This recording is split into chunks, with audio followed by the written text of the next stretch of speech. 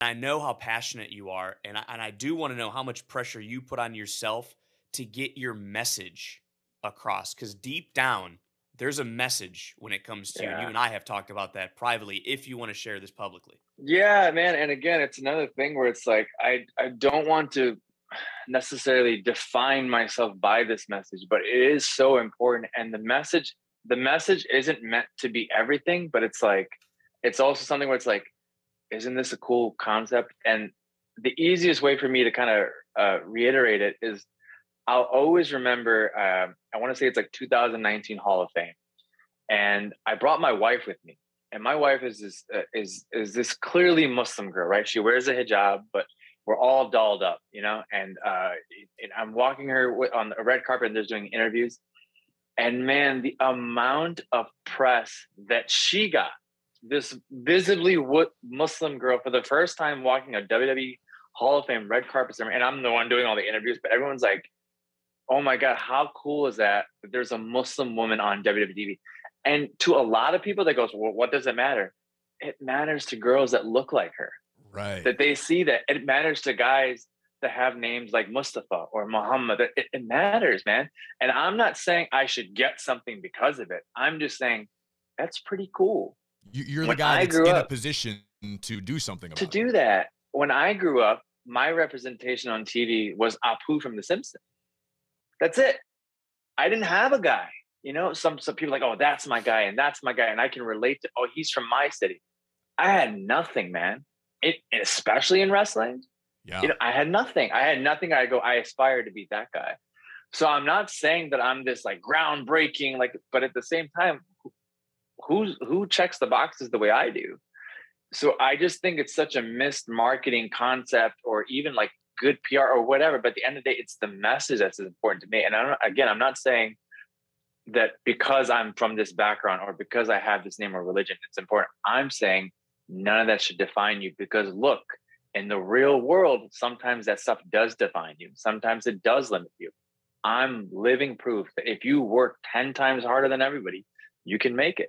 Like, again, back to my the story of how I got into WWE. I wasn't supposed to be here, but a guy named Mustafa Ali at one point is competing for the WWE Championship. I've done these things. I was in contention to have a WrestleMania match at one point. Like, I did that. So like, they can't take that away from me. But to go back to what Vic's saying, that message is kind of like the sweet, like the cherry on top. I don't want it to be everything. I don't want it to be the defining role, but like, yeah, I'm damn proud of it. While you're in the process of defining who Mustafa Ali is within the world of WWE, what's the next step? What's your immediate goal now that you're back in the fold? I mean, back in the fold, and again, it's just so much emphasis. I can't stress enough what it would mean to not just me, but I think a lot of people, and people not just from my background, but to hear the new United States champion, Mustafa Ali. This is America, man. This is the United States. Like, sometimes I don't feel like I'm at home, even though I'm from Chicago, born and raised here, a former police officer. Like, when the national anthem plays, I stand up. But sometimes I feel like I'm not at home. Dive into that. Talk to me a little bit more about that. That's obviously, I mean, I can't necessarily relate to that. This is Yeah. a Yeah, it's always a weird concept. And my earliest recollection of it is, unfortunately, it's 9/11. That's the first time I really felt like, wait, and did you become why aware? Did you become aware because the world became aware? Sort of. Obviously, it was a negative. There was a negative connotation because of the event of September right. 11th. But was that a case where you, as a kid growing up, you didn't necessarily look at yourself as differently, but then you sort of Yeah, went, "Oh, wait, 100%. And like, yeah, I mean, kids are going to be kids, right? Like, I'm sure someone said something once in a while. And like, I referenced Apu earlier before. People probably said my name with the Indian accent or whatever. But 9/11 was the first time I felt like, because I'm different, physical harm can come to me and my family. That was the first time I've ever felt that. And I'll always remember being in class. And because 9/11 was obviously this national tragedy, teachers were kind of talking about it in class. And, we're having these open, pretty mature conversations. And I remember just kind of saying something along the lines of like, yeah, I can't believe this happened to us. And I'll never forget, the kid in front of me turned around, looked at, he goes, "Us, your people did that." And the teacher, and nobody said anything. And like, you have to realize this person in front of me, I thought of as a friend. Yeah. And I'm looking around, and man, I've never felt more alone, like, ever. So that image is like burned in my head. Your people did that.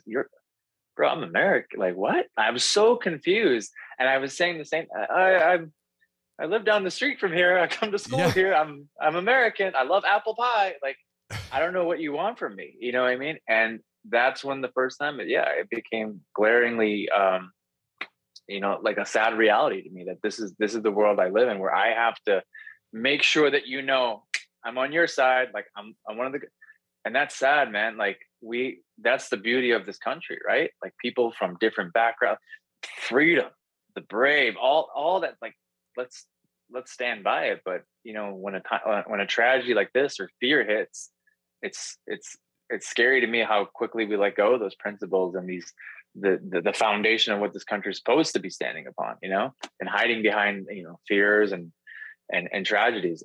But yeah, that's been something with me for most of my adult life. And how have you prevented yourself from letting that turn into anger and you sort of lashing out or becoming negative regarding that? Because your message is one of positivity and inclusion, and saying, right. Hey, look, you're gonna lead by example. When very easily you could say, "Oh, screw this! I'm going the other way. I'm taking the easy way out." Right. So there's two principles that come to mind. One is, and I'm not saying you think of this of me, Corey, or Vic, but let's say you guys think of. No, I'm just giving an example. I think it's very important to have this conversation for everybody listening. So that's why I'm. But I'm saying, if anyone, and I'm just using you guys as an example, if you guys have the preconceived idea that someone from my background or my religion is violent or is aggressive or uncivil, and you say something hateful to me, but then I respond back saying something uncivil or vile or whatever, I've kind of reiterated your point, right? Right. Like, if you're saying this guy is, this, and I spew hate back at you, I've kind of reiterated your point. But if you say all these things about me, that I'm uncivil, I'm immature, I'm violent, and you say this to me, but I go, "Corey, I don't know what's bugging you, man, but I hope whatever's bugging you is, you figure it out. And if you need my help, I'm here." I've kind of already dismantled your whole point, right? Yeah, because this guy is like, so that's how I deal with, and I hate even talking about social media, because the older I get, I just realize how useless it is in reality. But social media is an example, right? Like people would say these things, and I go back to the Hall of Fame example. I took a picture with my wife, and she has her job on, and we're smiling, and this one comment was, "This is America. Tell her to get that rag off her head." Oh, come on. And no, but as vile as it is, the response is what basically disarmed this guy. And I said something like "my brother" or something like that. I go, "This is America," and her wearing that is the most American thing that she can do.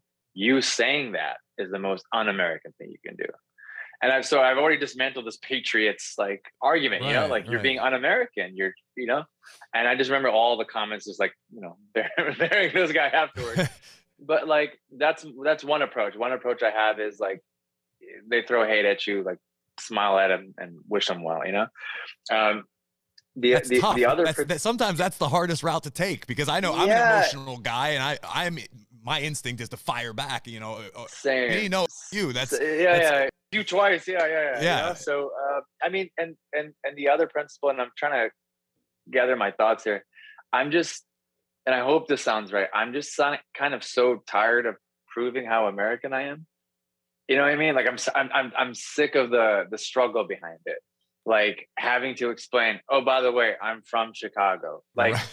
If when I meet someone, they go, "Oh, where are you from?" And I go, "Chicago." And they go, "No, but where are you from?" Listen, am I asking you if your ancestors are from Ireland, or you said you're from Boston, and I let it go, right? It's the same thing, but I think I have to pull that back even too, because again, I judge by people's intentions, not their actions. This person doesn't mean to offend me, right? This person is just trying to get to know me and is assuming that because I'm what I look like, that I'm from somewhere else. So then I have to give them "Well, my mom's from here, my dad's from here, but I was born here." And they go, "Oh, so you're American?" Yeah, I'm American. That's how we started this conversation. Thanks for playing. That's how it started. Yeah. So it's a little bit of both. Yeah. Like respond with, this positivity. But the other thing is like, kind of tired of the fight, man. I'm a tired old man now. That's Like what you hear? Catch full episodes of After the Bell on Spotify. Follow us now and never miss an episode.